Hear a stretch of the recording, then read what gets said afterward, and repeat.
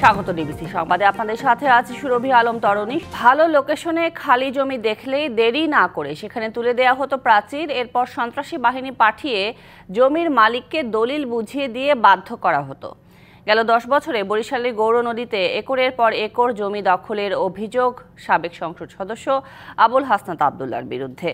এছাড়া উন্নয়ন কাজের কমিশন আদায়, টেন্ডারবাজি, মনোনয়ন ও নিয়োগ বাণিজ্য এবং বরাদ্দের টাকা নয়-ছয় সহ অসংখ্য অভিযোগ তার বিরুদ্ধে। এভাবে ক্ষমতার দাপটে দখল দুর্নীতি করে পাহাড় সমান সম্পদ গড়েন বরিশাল আওয়ামী লীগের গডফাদার খ্যাত আবুল হাসনাত আবদুল্লাহ। আবুল হাসনাত আবদুল্লাহ বরিশাল জেলা আওয়ামী লীগের সভাপতি। জেলা ছাড়িয়ে বরিশাল বিভাগের দলের রাজনীতিতে হয়ে উঠেছিলেন অন্যতম নিয়ন্ত্রক। অনুসারীদের নিয়ে গড়ে তোলেন শক্তিশালী ক্ষমতা বলয়। আবুল হাসনাত আবদুল্লাহ সাবেক প্রধানমন্ত্রী শেখ হাসিনার ফুফাতো ভাই হওয়ায় তাকে বরিশাল আওয়ামী লীগের রাজনীতির অভিভাবক হিসেবে প্রচার করতেন তার সমর্থকরা। দলীয় কমিটি ও স্থানীয় সরকার নির্বাচনে মনোনয়ন বাণিজ্য, উন্নয়ন কাজের কমিশন আদায় এবং নির্বিচারে জমি দখলের অভিযোগ তার বিরুদ্ধে। তার অনিয়ম নিয়ে সাধারণ মানুষের পাশাপাশি গণমাধ্যমও সংবাদ প্রকাশে ভয় পেত। প্রভাবশালী এই আওয়ামী লীগ নেতা সর্বপ্রথম সংসদ সদস্য নির্বাচিত হন 1991 সালে। 1996 থেকে 2001 সাল পর্যন্ত ছিলেন জাতীয় সংসদের চিফ হুইপ। 2008 নির্বাচনে অংশ না নিলেও 2014 থেকে 24 পর্যন্ত টানা 3 বার সংসদ সদস্য ছিলেন আবুল হাসনাত আবদুল্লাহ। তিনি বেশি বেপরোয়া হয়ে ওঠেন গত 10 বছরে। উন্নয়ন থেকে সরে দখল বাণিজ্যে বেশি মনোযোগী হন এই নেতা। অনৈতিক এসব কর্মকাণ্ড বাস্তবায়নে হাসনাতের ছিল 10 থেকে 12 জন ক্যাডার। এই বাহিনীর ভয়ে তটস্থ থাকতেন গৌরনদীবাসী। সে আমারে গুম করতে চাইছে, সে আমারে ভয় দেখাইছে যে বেটা পুরো কথা না বলিয়া তুই এখান থেকে দেশান্তর হয় না, তোরে বস্তা বইরে নিয়ে যাবো। ওনার উপর দিয়া কথা কর মতো এই দক্ষিণ অঞ্চলে কেউ নেই। আমি সাধারণ মানুষ, আমি ভয়তে কথা বলিনি। বরিশাল ঢাকা মহাসড়কের পাশে গৌরনদীর দক্ষিণ পালরিতে বসতবাড়ির জমির দলিল করে দিতে চাপ দেন হাসনাত।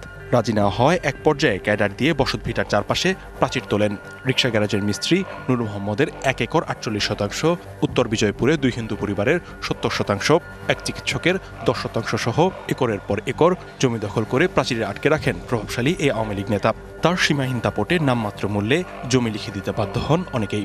জায়গাটা আগে তারা বাউন্ডারি দিচ্ছে, পরে আমি জিজ্ঞেলাম কে নিচ্ছে, আবুল হাসনাত আবদুল্লাহ।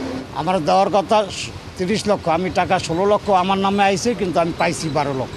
আবুল হাসনাত আবদুল্লাহ 87% সম্পত্তি ক্রয় করছে 3 পক্ষ থেকে, কিন্তু উনি বাউন্ডারি দিছিল 148% সম্পত্তি।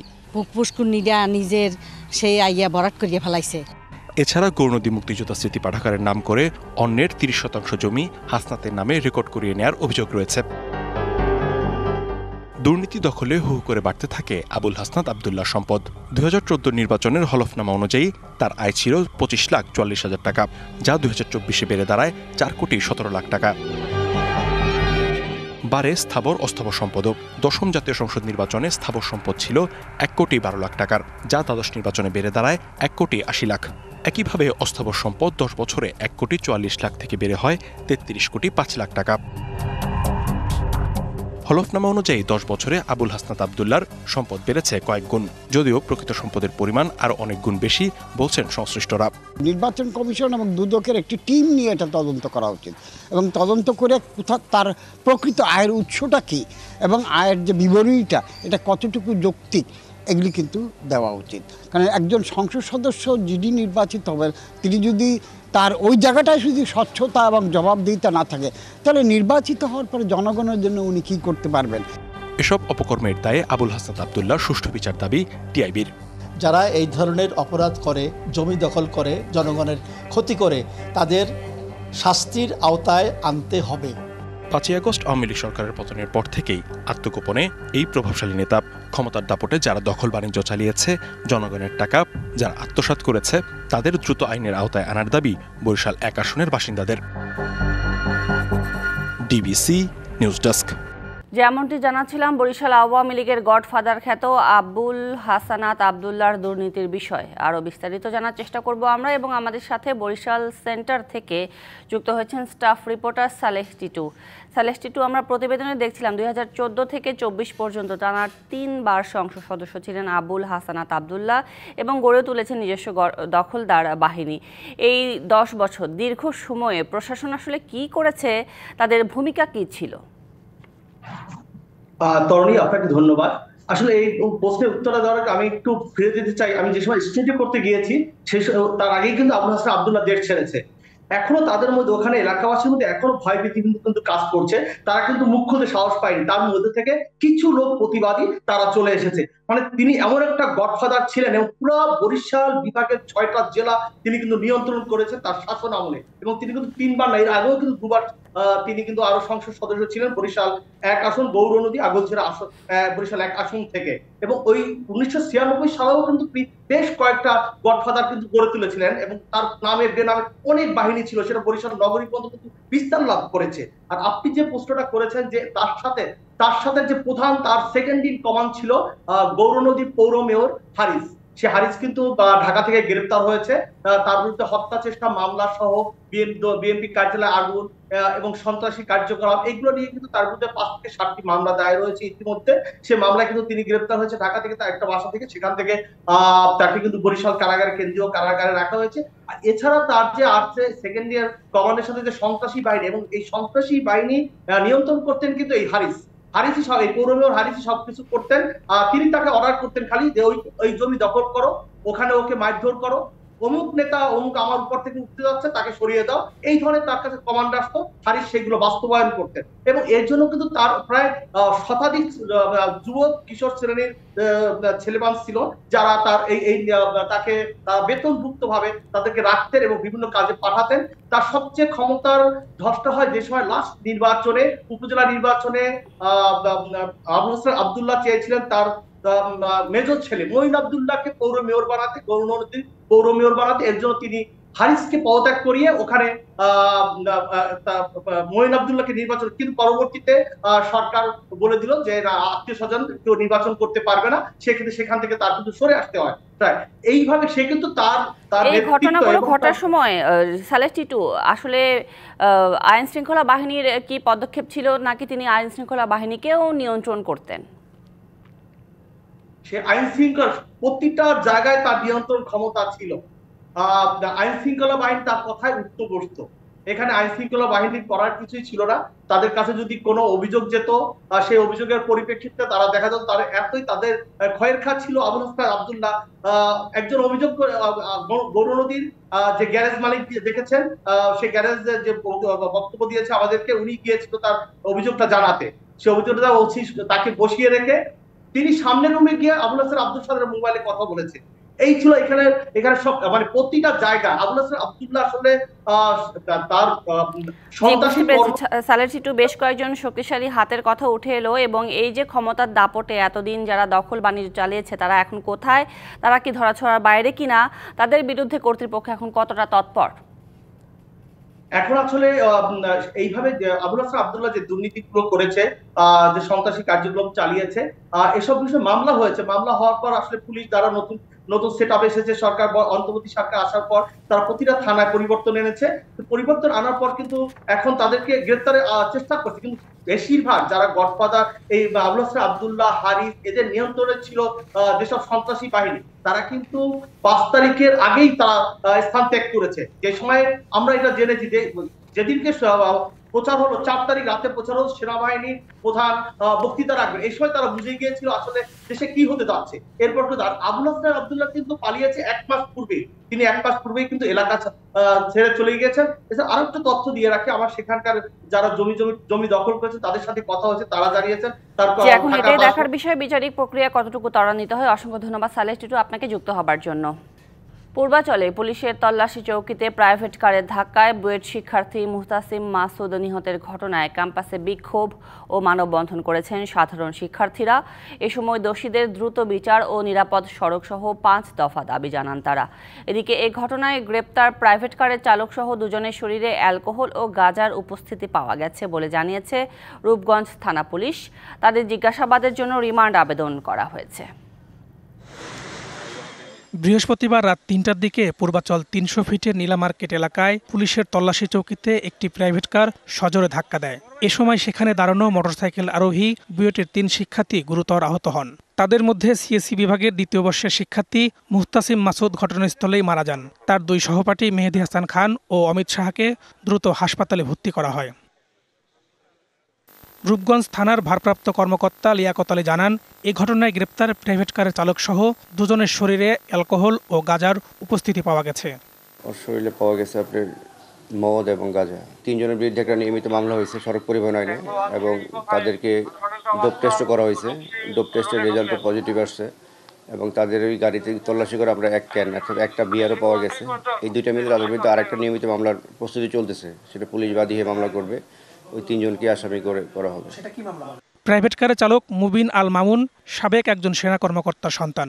এই ঘটনার পর থেকে সোচ্চার বুয়েটের শিক্ষার্থীরা। শনিবারও বুয়েট শহীদ মিনারের সামনে শিক্ষার্থীরা অবস্থান কর্মসূচি পালন করে, পরে সংবাদ সম্মেলন করে তারা। জানায়, হত্যাকাণ্ডের বিচার ছাড়াও আহতদের চিকিৎসার ব্যয় বহন, নিহত মাসুদের পরিবারকে ক্ষতিপূরণ দিতে হবে বিবাদী পক্ষকে। পেছন থেকে একটি প্রাইভেট কার বেপরোয়া গতিতে এসে স্থির অবস্থায় থাকা মোটরসাইকেল সহ 3 জনকে আঘাত করে। এর ফলে তারা 3 জন সড়কের বিভিন্ন জায়গায় ছিটকে পড়ে। এটি কোনো দুর্ঘটনা নয়, বরং চালক নেশাগ্রস্ত অবস্থায় বেপরোয়াভাবে গাড়ি চালিয়ে আমাদের একজন সহপাঠীকে নির্মমভাবে হত্যা করে এবং 2 জনকে গুরুতর আহত করে। আমরা এই হত্যাকাণ্ডের দৃষ্টান্তমূলক শাস্তি দাবি করছি। সড়কে নিরাপত্তা নিশ্চিত ও তদন্তে বাধা প্রদানের চেষ্টা করলে তার বিরুদ্ধে আইনানুগ ব্যবস্থার দাবিও তাদের। Farhaduzzaman, DBC news, Dhaka. যতবারই ছুঁই তোকে দিই যত্ন মাখা কোমল ছোঁয়া। এসিআই নিয়ে এলো কোকোনাট মিল্ক ও জাফরানের নির্যাস সমৃদ্ধ বেবি সফট বেবি লোশন, যা বাবুর ত্বকের আর্দ্রতা বজায় রাখে দীর্ঘক্ষণ। কোমল ছোঁয়া প্রতিবার, বেবি সফট। বুয়েট শিক্ষার্থী মাসুদ নিহতের ঘটনার ব্যাপারে আরও বিস্তারিত জানার চেষ্টা করব। আমাদের সাথে বার্তা কক্ষ থেকে যুক্ত হয়েছেন স্টাফ রিপোর্টার ফরহাদ উজ্জামান।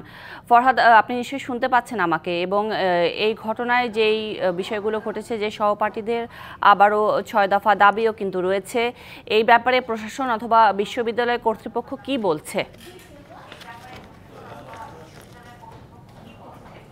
যে আমি শুনতে পাচ্ছি, আমি এটা গত বৃহস্পতিবার আসলে এই দুর্ঘটনাটি ঘটে। এটা আসলে তার শিক্ষার্থী এবং তার পরিবারের দাবি এটা দুর্ঘটনা, এটা প্রকাশ্য হত্যাকাণ্ড তারা আখ্যায়িত করেছে। কারণ প্রাইভেট কারটি সজোরে চালিয়ে এসে তারা বুয়েটের 3 শিক্ষার্থী একদম সড়কের মাঝখানে পুলিশ প্রশাসন তাদেরকে আসলে দাঁড় করিয়ে রেখেছিল তল্লাশির জন্য, এবং প্রাইভেট কারটি সেখানে এসে আসলে তাদেরকে ধাক্কা দেয়। স্পটেই বুয়েটের শিক্ষার্থী মোহতামি মারা যান এবং বাকি 2 শিক্ষার্থী প্রচণ্ড আহত হলে তাদেরকে ঢাকায় হাসপাতালে ভর্তি করা হয়। এবং তারপর থেকেই আসলে বুয়েটের শিক্ষার্থীরা এই বিষয়ে সোচ্চার যে তারা এই ঘটনার তদন্ত করতে হবে এবং দাবি হত্যার এটাকে হত্যা হিসেবে অন্তর্ভুক্ত করে এটার বিচার করতে হবে। আমি আরেকটা জিনিস জানিয়ে রাখি, গতকালকে বুয়েটে এই বিষয় নিয়ে মানববন্ধন হয়, তারা প্রেস ব্রিফিং করে এবং বিভিন্ন দাবি তাদের ছিল। আজকেও আসলে এই বিষয়ে তাদের বিভিন্ন আজকে মানববন্ধন করেছে, অবস্থান কর্মসূচি পালন করেছে এবং বিভিন্ন কয়েকটা দাবি জানিয়েছে। নিহত পরিবারকে ভর্তুকি দিতে হবে এবং শিক্ষার্থী যারা বাকি 2 শিক্ষার্থী যারা আছে তাদেরকে চিকিৎসার ব্যয়বহর বহন করতে হবে এবং এইটাতে যদি কেউ বাধা দেয় তাদেরও আসলে বিচারের আওতায় আনা হবে। আরেকটা বিষয় জানিয়ে রাখি যে গতকালকে তাদেরকে গ্রেপ্তারের পরে তাদেরকে আসলে ডোপ টেস্ট করা হয়। সেই ডোপ টেস্টে চালক যে মুবিন আল মামুন, তিনি একজন সাবেক সেনা কর্মকর্তার সন্তান, যাকে আসলে ডোপ টেস্টের পর তার শরীরে গাঁজা এবং অ্যালকোহলের প্রমাণ পেয়েছে চিকিৎসকরা। আরেকজন যে যাত্রী যে আরোহী ছিল, বিচারিক প্রক্রিয়াগুলো তাহলে কিরকম হবে? বিচারিক প্রক্রিয়াটা আজকে যেহেতু ডোপ টেস্টে তাদের প্রমাণ পেয়েছে এবং গাড়ির মধ্যে থেকে মানে প্রাইভেট কারটির মধ্যে থেকে একটি বেয়ার এবং একটি মদের বোতল পেয়েছে। আজকে পুলিশ নিজে বাদী হয়ে একটা মাদকদ্রব্য আইনে আরেকটি মামলা করেছে। সেই হিসাবে তারা 5 দিনের রিমান্ড আবেদন করেছে এবং আগামীকাল নারায়ণগঞ্জ আদালতে এইটার বিষয়ে শুনানি হবে। এবং আমাদেরকে বুয়েট শিক্ষার্থীরা জানিয়েছেন তারা আগামীকাল ভোরে তারা আসলে নারায়ণগঞ্জ আদালতে যাবে, যাতে এইটা আসলে বিচারিক কাজ বা এটা বাধাগ্রস্ত না হয়।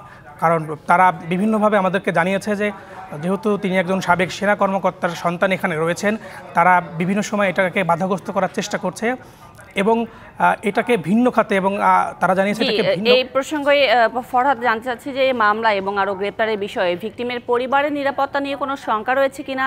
কেননা আমাদের অতীত অভিজ্ঞতায় প্রত্যক্ষ পরোক্ষ প্রভাব খাটানো ঘটনা অদেখা নয়। কিন্তু আমি আজকে ভুক্তভোগী নিহতের পরিবারের সাথে কথা বলেছি, তার বাবা এবং মায়ের সাথে। সেখানে তারা জানিয়েছেন যে এইটা একটু জানিয়ে রাখি যে এই দুর্ঘটনাটা তারা হত্যাকাণ্ড হিসেবে আখ্যায়িত করেছেন এবং তারা বারবার বলেছেন যে বাংলাদেশে বিচারহীনতার একটা প্রবণতা আছে, সেই হিসাবে তারা একটু শঙ্কিত যে আসলে বিচার হবে কিনা, যেহেতু এখানে একজন সাবেক সেনা কর্মকর্তার সন্তান রয়েছে এবং মামলা নেয়ার ক্ষেত্রেও প্রথমে পুলিশ এটাতে আসলে বাধা দিয়েছিল, মামলা নিয়ে তারা গড়িমসি করেছেন। আর একটা বিষয়ে তাহলে কি ফরহাদ এখানে কি বুঝতে পারবো যে আইন শৃঙ্খলা বাহিনীর সক্রিয়তা নিয়ে প্রশ্ন থেকে যাচ্ছে? আইন শৃঙ্খলা বাহিনীর সক্রিয়তা নিয়ে বারবারই আসলে প্রশ্ন উঠেছে। আমরা বিগত সরকারের সময় দেখেছি যে আইন শৃঙ্খলা বাহিনীর আসলে তারা দলীয় লেজুরবৃত্তি হয়ে কাজ করেছেন, সেটা থেকে হয়তো এখন তারা আস্তে আস্তে ওভারকাম করার চেষ্টা করছে, কারণ বর্তমান সরকার বা অন্তর্বর্তীকালীন সরকার আসলে চেষ্টা করছেন যে পুলিশকে জনগণের বন্ধু হিসেবে দাঁড় করানোর জন্য, জনগণের হয়ে যাতে কাজ করতে পারে। কিন্তু বিচার আমরা সবাই প্রত্যাশা করছি। অসংখ্য ধন্যবাদ ফরহাদ আপনাকে যুক্ত হবার জন্য। ক্ষমতা চিরস্থায়ী করার চিন্তা থেকে ইভিএম বেছে নিয়েছিল আওয়ামী লীগ সরকার। কারচুপির সুযোগ রয়েছে এমন অভিযোগের মধ্যেও প্রায় 4,000 কোটি টাকা খরচ করে ইভিএম কেনে তৎকালীন ক্ষমতাসীনরা। তবে বিপুল অঙ্কের টাকায় কেনা মেশিনগুলোর বড় অংশই অকেজো বা নষ্টের পথে। তাই রাষ্ট্রের অর্থ অপচয়ে জড়িতদের আইনের আওতায় আনার তাগিদ বিশ্লেষকদের। এদিকে স্বচ্ছতা আনতে আগামী জাতীয় নির্বাচন ব্যালটে হবে বলে জানিয়েছেন নতুন নির্বাচন কমিশনার। 6 বছর আগে একাদশ জাতীয় সংসদ নির্বাচনের আগে 1.5 লাখ ইলেকট্রনিক ভোটিং মেশিন কেনা হয়। 2018 সালে ইসির এই প্রকল্পে সরকার বরাদ্দ দেয় 3,825 কোটি টাকা। বিভিন্ন মহলের বিরোধিতার মধ্যে তড়িঘড়ি করে ইভিএম কেনার সিদ্ধান্ত নেয় KM নুরুল হুদার নেতৃত্বাধীন কমিশন। প্রথমে পরীক্ষামূলকভাবে 80,000 ইভিএম কেনা হয়। তবে মেশিনগুলোর মেয়াদ 10 বছর বলা হলে সংরক্ষণের অভাবে অকেজো হতে শুরু করে 3 বছরের মাথাতেই। দ্বাদশ জাতীয় সংসদ নির্বাচনে কাজী হাবিবুল আওয়াল কমিশন 150 আসনে ইভিএম ব্যবহারের পরিকল্পনা করলেও তা বাস্তবায়ন করতে পারেনি। নতুন করে কেনা হয় আরও 1,50,000 ইভিএম। চলতি বছরের মার্চে বিভিন্ন গণমাধ্যমের প্রতিবেদনে জানা যায় 1 লাখেরও বেশি মেশিন নষ্ট, আরও কয়েক হাজার নষ্টের পথে। বিশাল অঙ্কের টাকা খরচ করে কেনা মেশিন অকেজো হওয়ার পাশাপাশি রাজনৈতিক দল, সুশীল সমাজ সহ অনেকেরই অভিযোগ ছিল ইভিএমে ভোট হলে কারচুপি করা সম্ভব। এমন বাস্তবতায় আওয়ামী লীগ সরকারের পতনের পর গঠিত নির্বাচন কমিশন জানায় আগামী জাতীয় সংসদ নির্বাচন হবে ব্যালটে। নানাবিধ সমস্যা আছে, এগুলো ডিফারেন্ট টেকনিক্যাল ম্যাটার্স অনেক বিষয় আছে। তো জাতীয় নির্বাচনে ইভিএম ব্যবহারের বিষয়টি আমরা এখনো চিন্তা করছি না। নির্বাচন বিশেষজ্ঞরা বলছেন জনগণের অর্থ খরচ করে ইভিএম কিনে যারা টাকা নষ্ট করেছেন তাদের আইনের আওতায় আনা উচিত। ডিসিশন কিভাবে হয়েছিল সেটা আমাদের দেখতে হবে, এটা আইনের ব্যাপার। দেশের জনগণের টাকা আমরা হর হামেশাই বছরকে বছর দেখে আসছি অপচয় হয়েছে। সেখানে আমরা সরকারকে, যে সরকারের আন্ডারে নির্বাচন হয়েছে তাদের সদিচ্ছার উপরেই আমাদের দোষ দিতে হবে। অর্থ কী পরিমাণ খরচ হচ্ছে সেটা নিয়ে তারা খুব একটা ভাবিত ছিলেন না। আমাদের অর্থ খরচ করবার জন্যে যারা নির্দেশ প্রদান করেন একেবারে সর্বোচ্চ পর্যায়ে সরকার প্রধান কিংবা যারা মন্ত্রী বা প্রধান নির্বাচন কমিশনার বা কমিশনের সদস্যবৃন্দ, তাদেরও কিন্তু এই বিষয়গুলো নিয়ে জবাবদিহিতার আওতায় নিয়ে আসা ভালো। তারা বলছেন হয়তো ব্যবসায়িক কোনো স্বার্থ থেকে জনগণের কথা চিন্তা না করে প্রায় 4,000 কোটি টাকা দিয়ে ইভিএম কেনার সিদ্ধান্ত নিয়েছিল তৎকালীন ক্ষমতাসীনরা। ব্যালটে ভোট দেওয়া মানে আমার অধিকার, আমি একটা কাগজের মাধ্যমে টিক দিয়ে আমার চয়েসটা আমি জানানো। নুপুর মাহমুদ, ডিবিসি নিউজ, ঢাকা। জুলাই আন্দোলনে ছাত্র জনতার উপর কেবল পুলিশ একা গুলি চালায়নি, বরং নির্মম সে ঘটনায় দেশের সবগুলো বাহিনীরও দায় রয়েছে বলে মনে করেন বিশিষ্টজনেরা। আর এজন্য রাজনৈতিক সমঝোতা ছাড়া কেবল পুলিশ কমিশন গঠন করে পরিস্থিতি বদলাবে না বলেও মত তাদের। বাহিনীর গঠন, কর্মকর্তাদের পদোন্নতি সহ সার্বিক বিষয় ঢেলে সাজানোর পরামর্শ দিয়েছেন তারা। শেখ হাসিনার নির্দেশে জুলাই গণঅভ্যুত্থানে ছাত্র জনতার উপর নির্মমভাবে গুলি চালায় পুলিশ। সেই ঘটনার ক্ষোভ এখনও মানুষের মনে তরতাজা। পুলিশের এমন আচরণ নিয়ে প্রশ্ন উঠেছে বাহিনীর নীতিনৈতিকতা নিয়ে।